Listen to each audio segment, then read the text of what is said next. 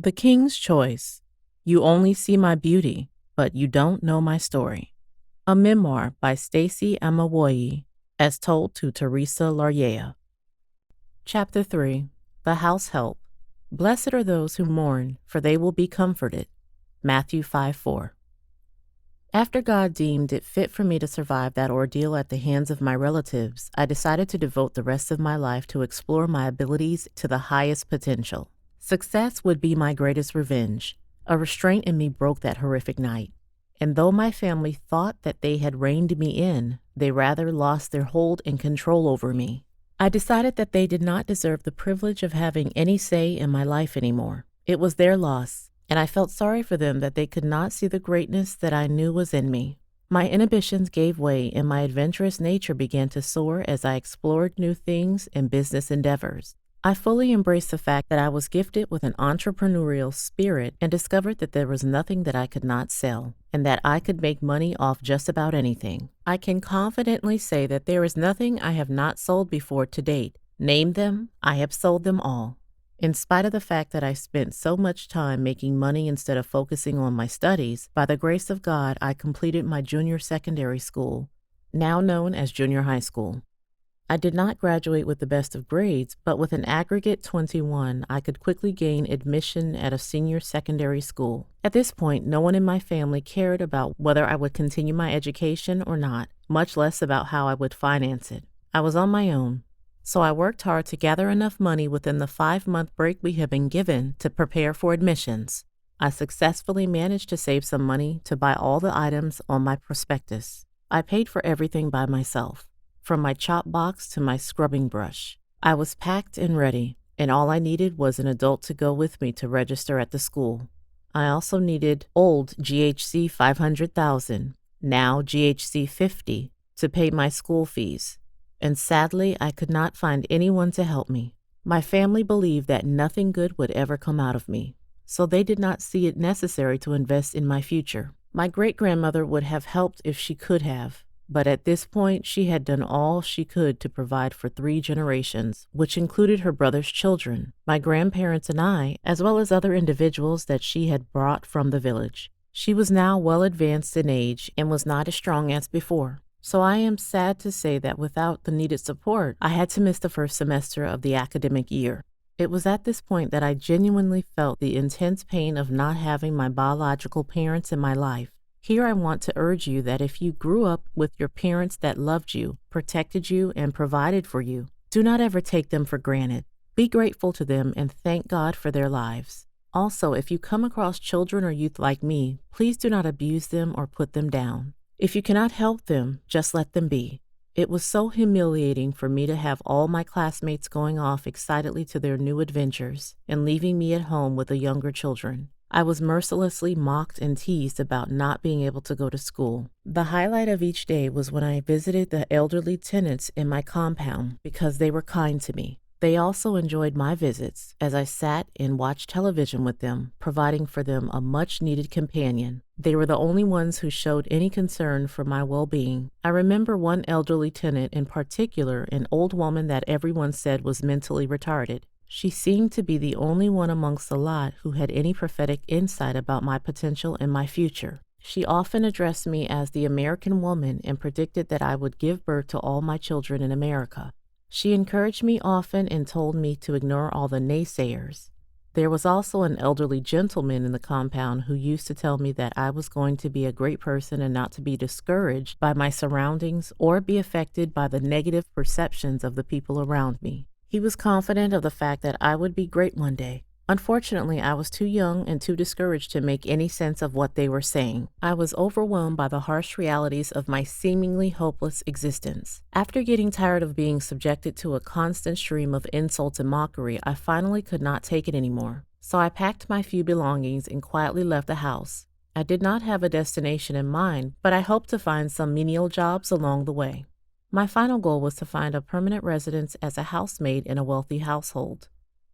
The maid in distress. I became a sojourner, wandering around on foot for miles, from house to house, asking if people needed someone to clean their homes or wash their clothes. On 3 occasions, I had people who requested for my services, and I was able to get a job as a housemaid, but they were short-lived. I ran away because of the awful treatment I received at the hands of my employers. I slept very late after a hard day's work of washing, scrubbing, and cleaning. In one of the homes, every day I had to wait for the man of the house to return home from work, no matter how late, and wash his plates after he had finished his dinner. I ironed clothes, laid beds, and filled barrels of water during seasons of water shortage. My only diet was made up of leftovers of the children's meals. My wake-up time was at 5 a.m., and when I overslept, I would wake up to cold water being poured over me or a painful slap on my body. Though I slept late, I had to wake up early.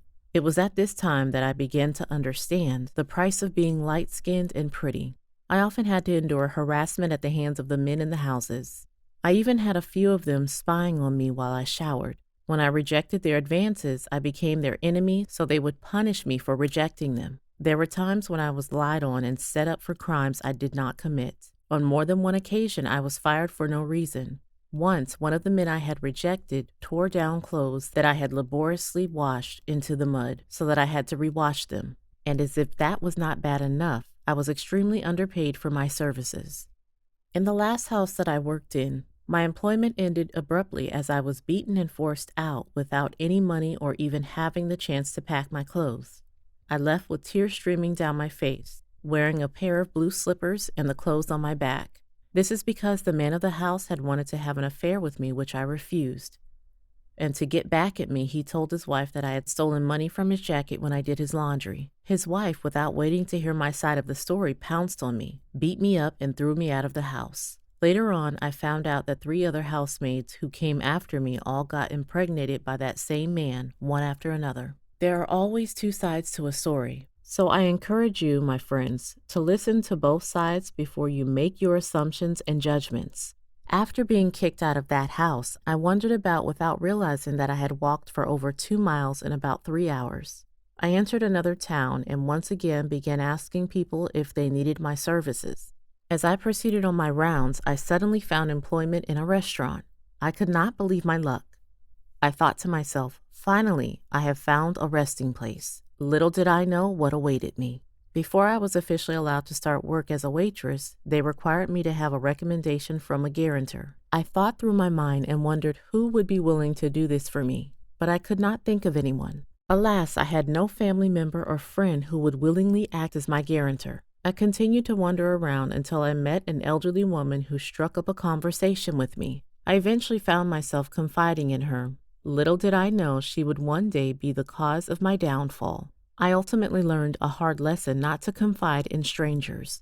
In some cases, a stranger may be able to help you out, but in other situations, they might end up complicating your life and leading you on a path of regret. This lady told me that she had a niece who could allow me to impersonate her for a fee so that her niece's mother would go in and stand as my guarantor. As innocent and as desperate as I was in seeing this as a good offer, I agreed. No one had ever taught me the importance of my identity or how dangerous it was to take on the identity of another person, especially a perfect stranger. The lady followed through and acted as my guarantor, and I finally got employed. Gradually, things began to fall into place as I started working. The restaurant provided accommodation for its workers, so I joined the other female employees and lived with them in a dormitory. My physical stature at the time was more masculine than feminine, as I was just entering into puberty and was a little late in filling out. Except for my beautiful face, I could have easily passed as a male. I was light-skinned, very slim, with pink lips and a long pointed nose, which I was told I got from my father, who was of Malian descent. Because I had done so much manual labor in the past, I was stronger than I looked. My job at this restaurant was to pound fufu.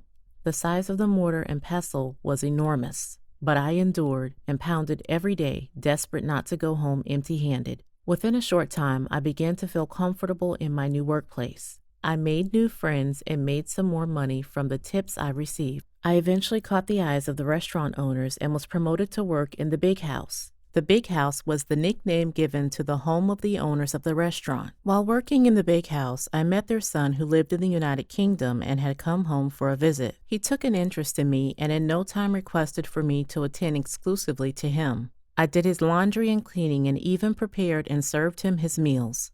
I enjoyed my assignment as I became friends with him. In time, he wanted to take our friendship to the next level by marrying me, but I was not sure whether I wanted to be his wife or not, and I was still so young. His parents, upon hearing about their son's intentions, surprisingly gave him their approval and support, and even went as far as to treat me with a greater level of kindness and respect while I diligently continued to discharge my duties. Soon, news of my engagement got out, and my colleagues got wind of it. It was then that I understood the ugliness of the vice of envy. In life, rich men envy poor men, and poor men envy the rich. But in my case, the poor began to envy the poor.